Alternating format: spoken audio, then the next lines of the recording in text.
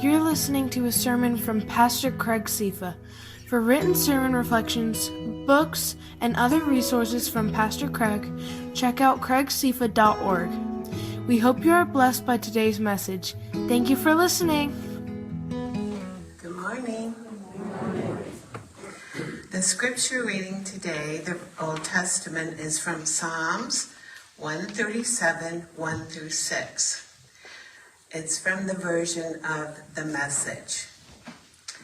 Alongside Babylon's rivers, we sat on the banks.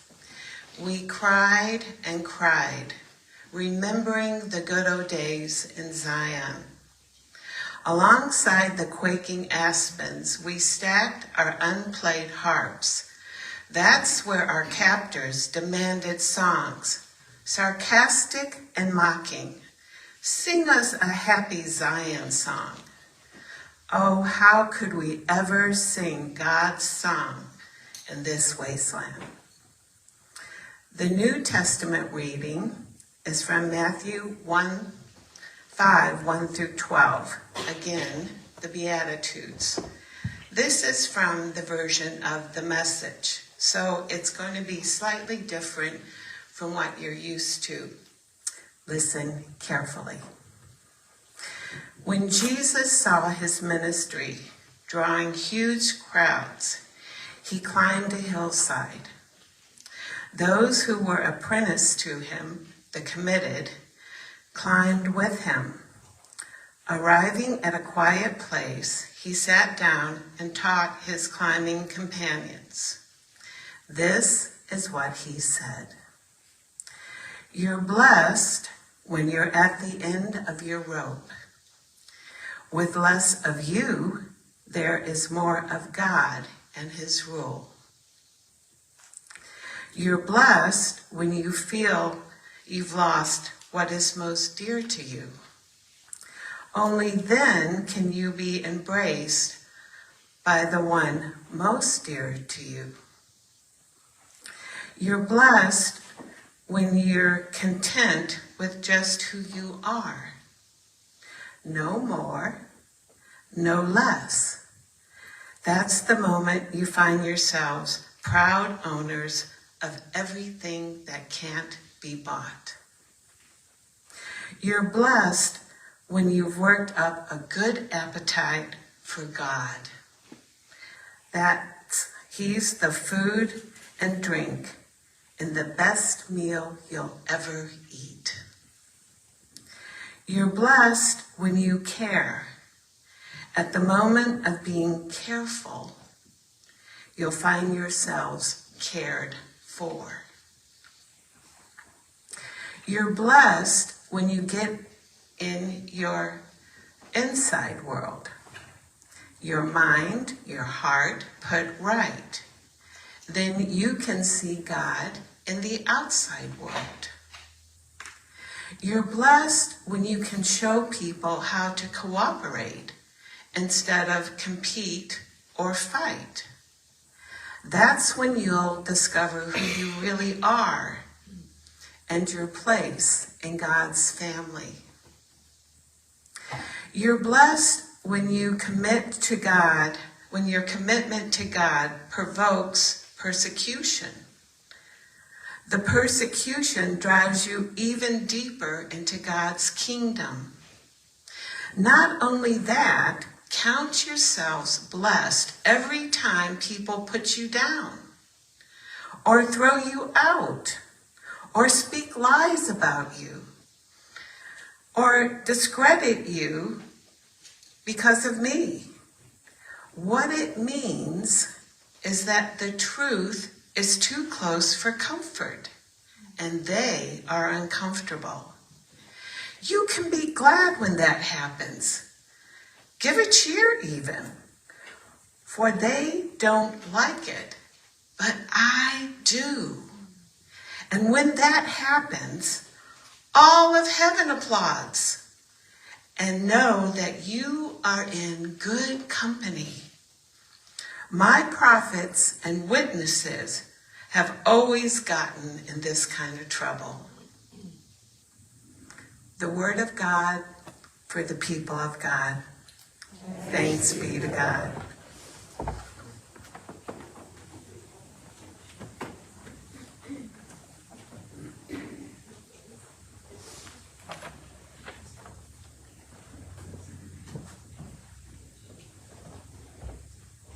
Come back to our story. For those who have not been with us, we've been following through Corey and the Seventh Story by Brian McLaren and Gareth Higgins.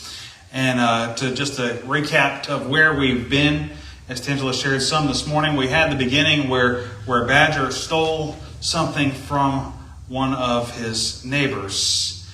And of course, became the dominant animal in the village. Everybody was scared of him because now he could take anything he wanted from anybody. And so the one who was the victim in that got one of his friends, and they decided to get revenge. Exactly as we heard earlier, they decided to go back and take back what was theirs and take other things that were not necessarily theirs to say, we are in control. We will not be dominated over. We're going to revolt. So we have the story of revolution and revenge. And then we find others that are getting really, really worried. The rabbit comes along and they're seeing this clash back and forth, and the rabbit says, let's go hide. Let's go isolate ourselves, build another village somewhere else where we don't have to deal with this conflict. And so they get into what we call the isolation story, to just escape it all, to just say, you know what, the world's just going to hell in a handbasket. Who cares? Let's just get away from it all, leave it be, and go on and have our own peaceful life somewhere else. But unfortunately that didn't work, because all the animals that went to isolate themselves in this new village, they built a wall to protect themselves, and now they're stuck behind the wall, and they all start trying to fight over who's going to be in charge too. And they go right back through the same cycle of dominating and revenge and back and forth, and they create the same problems that they left behind. And so they finally come back to the village and decide, okay, if we're going to work together on this, we need to figure out who's responsible for all of these problems. And they turn and they realize that there are some animals among them, like the turtle and the lizard and the snake and the frog, who are not like them because they don't have fur. And so they become a very convenient scapegoat. It must be their fault, those slimy, slithery, scaly animals. Let's run them out of the village and all will be well. It's the purification story, that if everybody is like us, if everybody is pure and right and looks and thinks like we do, then all will be at peace. We saw that last week. And our main character, Corey the raccoon, at the end of where we left off last week, goes up to the one who is trying to purify the village, who ironically is the skunk. Go figure. The skunk says that all the ones without fur need to go away. And Corey says, that's wrong. And then old skunk steps back and looks at Corey and says, have you ever noticed that most folks in the village don't have a mask or a ringed tail? All of a sudden, even though Corey's got fur, he's got something different about him too. The skunk shows his sharp teeth, and Corey wasn't sure if he was smiling or snarling. Now Corey's potentially one of the ones that's impure. The next day, Corey went for a walk and he noticed something very strange. Almost everybody was wearing baggy gray coats. And nobody smiled and nobody said hello. And they just walked quickly and quietly down the street looking as if they were in a hurry. And they were all worried. When Porcupine walked by, Corey stopped him and asked, what's going on here? Why are you covering up? What makes you special? And Porcupine looked around nervously and whispered, I don't want old Skunk to see my quills. I'm afraid he'll laugh at me and then I will have to go hide in the forest. Skunk has ruined everything for everyone, and now we have to wear these ugly coats for the rest of our lives. There's nothing we can do about it. He shook his head and rushed quickly away. Corey's neighbors lived in a gray world of sameness and fear. Life is so unfair, they cried. And they all felt very sorry for themselves. Who will help us? Cried Al. And so all of those other stories lead to the victimization story. The story where nobody is safe. See, that's what happens when you start to try to purify, when you start to try to get to where it's just the people that are like you in any given community, whether it's a church or whether it's in your family or whether it's in your community, even in your nation. That eventually you find that everybody has something different. It's easy to target the ones who look very different, the ones like the frog and the lizards. But then, as Corey found out, it's also easy to realize he's got different markings than the others. And as Porcupine realized, he's got quills and nobody else does. And everybody in the village starts to realize, hey, there's something different about me that they can call out. And at the end of the day, we find that really nobody belongs. Nobody is safe. Everybody lives in fear. In Jesus' day, the victims were the average, everyday, ordinary people. The ones just trying to scrape by some kind of sustenance living for their families. The fishermen and the farmers and the day laborers, just the regular people who were under Roman control. You have a picture in your bulletin of a boat. The top part of it is a replica of a boat from the first century, a fishing boat that would have been pretty standard in Jesus' day, much like the one that Peter probably would have used. And the bottom is an actual remains of one of those fishing boats that was found several decades ago in the bottom of the Sea of Galilee. It was buried so deep in the mud that it had been perfectly preserved. The process for getting it out, of filling it so that it wouldn't be oxidized by the air and destroyed and crumble, was an incredible process. But they got it preserved and they've got it in a museum, and they call it the Jesus boat. It's there along the side of the Sea of Galilee. And it's not really Jesus' boat, obviously, but it is a boat like the ones that he and his disciples would have used. And what's really interesting about that boat is that it shows us exactly what it meant to be a victim in their culture. Because in that boat are at least 12 different types of wood, all scrapped and cobbled together from other broken or wrecked boats. In other words, we can't even afford to have a good boat to do our job, to fish, to make a living for our family, to feed our community. We have to go and scrounge around and scavenge all the other boats that have been wrecked, that are too old, that are worthless, and pull off whatever junkyard pieces we can find to put together these boats, just so that we can get out on the water to try to make a living. It sounds kind of like the whole idea of, turn straw into gold, but you got to find your own straw. Or turn straw into bricks, if we want to make the Pharaoh analogy. But now you got to find your own straw. You got to fish for a living. You got to go out and get the fish, but you got to find a way to find these scraps to put your own boat together to do it. Otherwise, you don't stand a chance. That's how bad things were for the people in Jesus' day. Why? Because at one time, they probably had tried to run legitimate businesses. They had a plentiful supply of fish in the Sea of Galilee. They had an opportunity to feed their community and their families. And then Rome came in and decided, you know what? That all belongs to us. All the fish in the lake are ours. Which means, first, you have to pay us for the rights to be able to take the fish out of the lake. So if you want to work, you have to pay us to be able to work.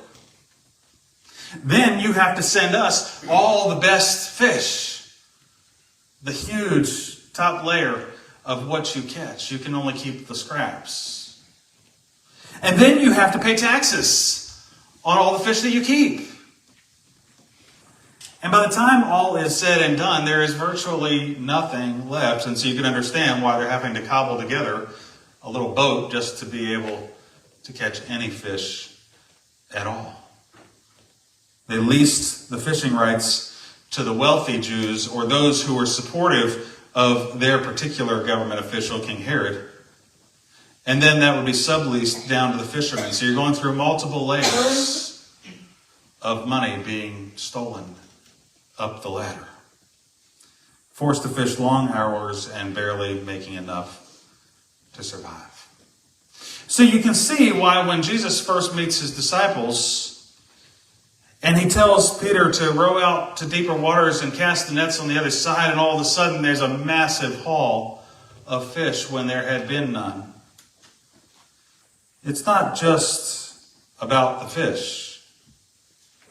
It's a statement about who these fish really belong to. That Rome doesn't control these fish, but that the Creator does. That these fish are here for the sake of all the people, not just the elites and the wealthy on top. The same reality was true for the farmers, the day laborers, the vine keepers, everybody that was working in that culture, that society. It almost makes you have a little bit of sympathy for the tax collectors. As horrible as they were in terms of exploiting their neighbors to be able to skim off the profit, the reality was, at the end of the day, they're kind of just like everybody else, where, you know what, we got to make a living, and so if the only way we can do it is to align ourselves with those super wealthy, rich, powerful people, okay, I guess that's just the way we got to play the game. The natural response is what we heard in Psalm 137. That was a psalm of the people, and it was a psalm that was from the days when the people were first in exile in Babylon, centuries before Jesus. They had lost everything. They were also oppressed. They were also victimized. They were in an unfamiliar place where nobody practiced their religion. Their temple was gone. And here they are crying out to God, saying, God, how can we sit here in Babylon, in this foreign land, being so oppressed, being so beat down, and sing songs of praise to you? We hung up our instruments. We said, why bother? Our tormentors taunt us. Sing your songs about how great your God is, even though he can't save you from us. And the interesting thing is that from the place of that victimization, from the place of that desperation, they move through the end of the psalm, where we get a verse that we really don't like to read, where they cry out against Babylon, and they cry for a blessing on the one who pays you back the very thing you did to us. In verse 9 of Psalm 137, a blessing on the one who seizes your children and smashes them against the rock. Other translations say infants. Now, I don't care how much you hate somebody. That's pretty brutal. But that's what happens when we get so deeply entrenched in that idea of hopelessness and being the victim, and there's nothing we can do. We are so angry, we are so desperate that we don't care if God were to destroy even the infants of the one who is oppressing us. It strips us of our humanity. It strips us of our basic dignity and our care for one another as human beings and as children of God. Being in that trap of being the victim for too long leads to bitterness and hatred and despair. But Jesus redefines this whole idea of what it means to be a victim. We heard the Beatitudes. We heard as he's talking to all of these people who have been victimized by the Roman Empire, to all of these people who are suffering, who are poor, who are mourning, who are grieving, who are just ordinary people trying to do the right thing in life. And he says, you are blessed. Yours is the kingdom of heaven. Dependence on God, not on the powers of this world. That you will be comforted when you mourn and grieve.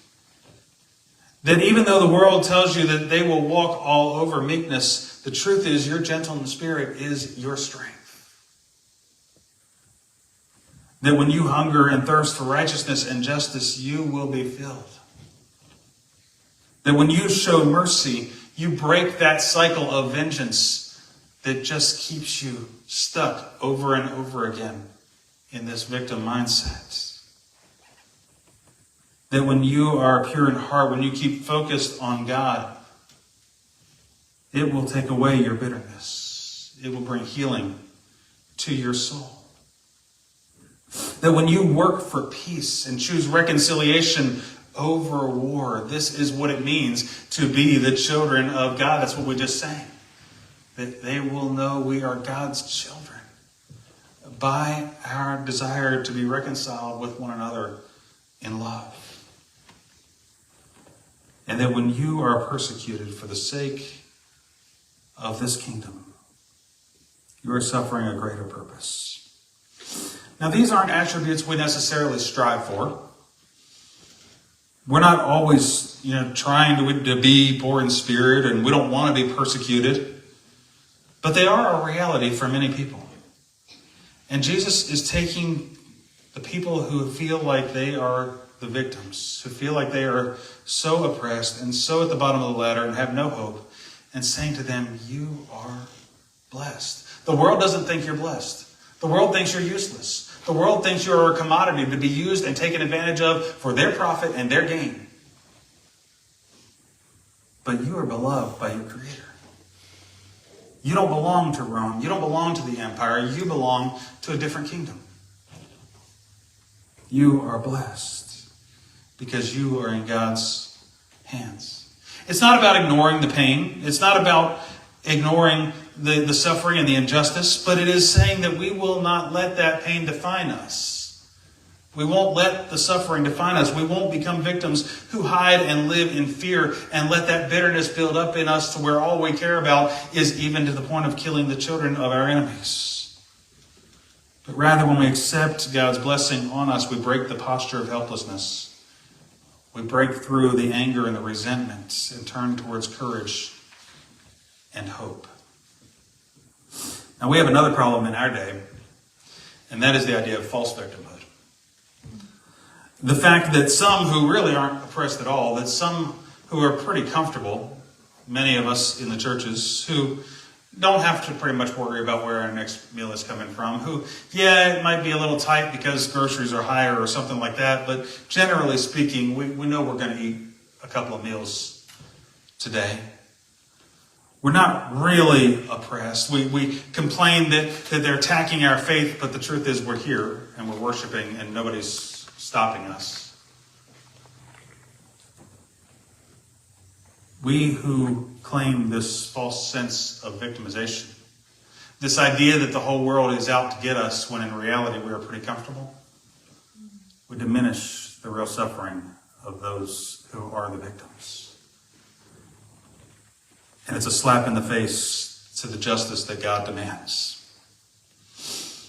Our loss of political influence, or being asked to be respectful of other beliefs, or facing accountability for the ways that we have harmed others, that's not persecution. Maybe it's conviction. Maybe it's a recognition that we're a little too comfortable.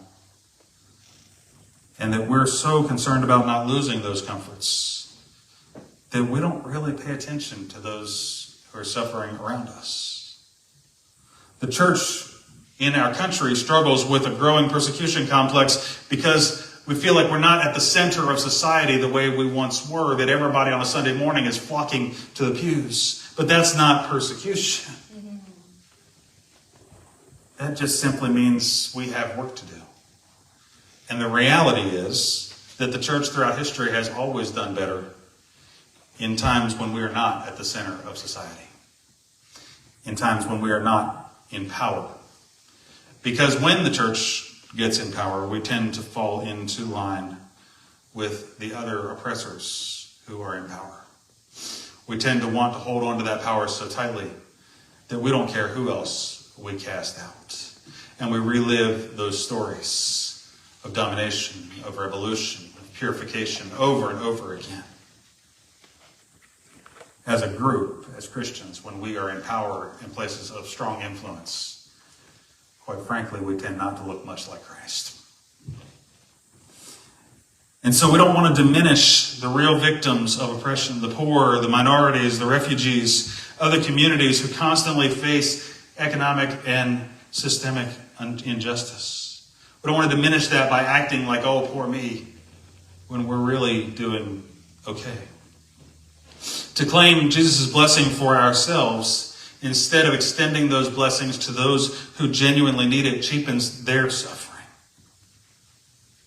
We're called not to be victims when our power is challenged, but to stand in solidarity with those who truly are afraid, with those who truly are hiding, with those who, even as we speak, are losing their jobs right and left, with Christian ministries who are serving the poor, our Lutheran brothers and sisters who are serving marginalized communities and being told, no, you can't do that anymore.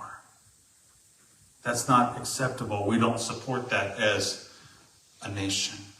And then on top of that, to distort the message, to say that when you preach mercy, that when you feed the poor, that when you care for the stranger and the refugee, that you are actually distorting Jesus' message somehow. Because Jesus wants to elevate us, not them. He wants to put our nation first, not them. Friends, that is not the message that Jesus gives us in the Beatitudes. That is not his response to the victimization story. We need to fight for power for those who have none. We need to feed the hungry. We need to care for the oppressed.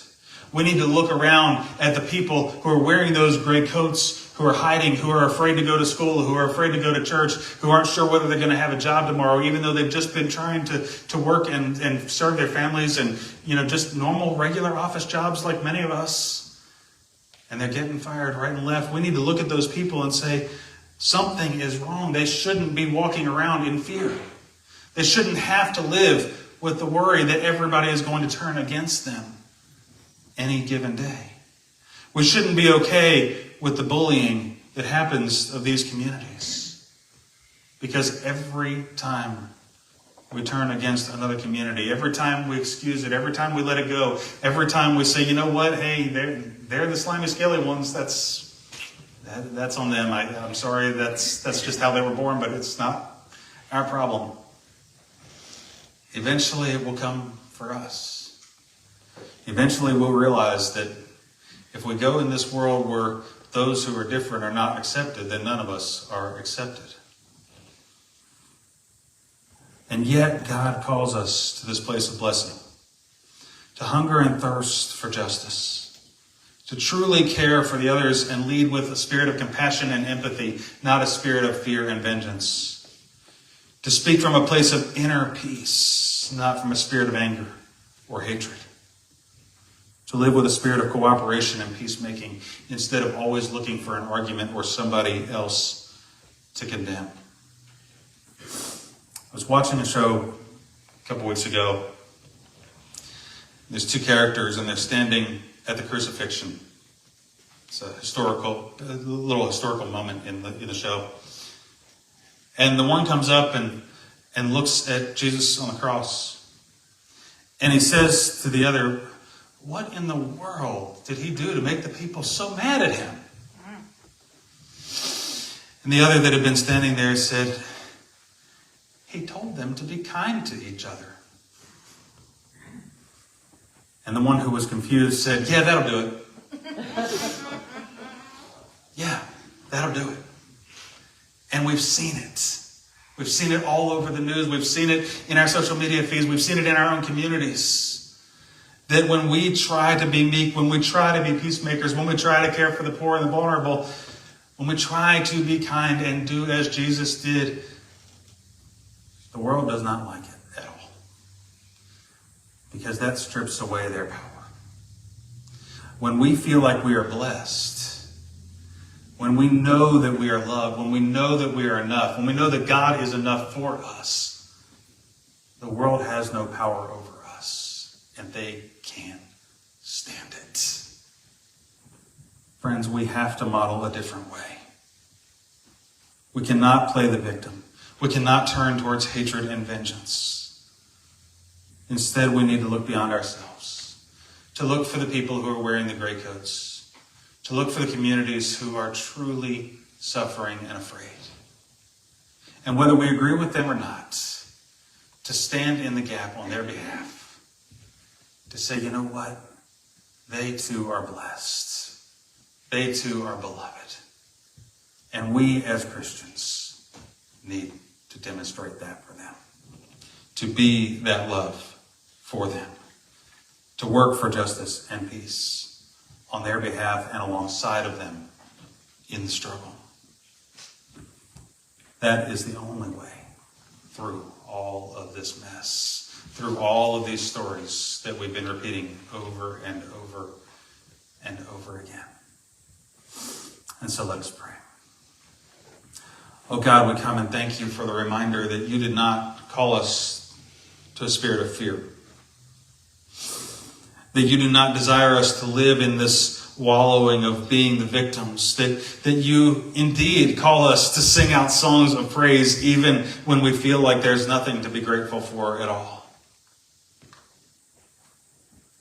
Not because you don't care, but because you care so much that you don't define us the way the world defines us. And that you have given us resources to be a blessing to those who so desperately need it. To those who are being cut off from society. To those who truly are afraid, and for good reason. And so, Lord, open our eyes to those around us. To gather those people who need your love. And to form true community where we can rest in your grace. Where we can truly be your children for the sake of the world. In Jesus' precious name, amen.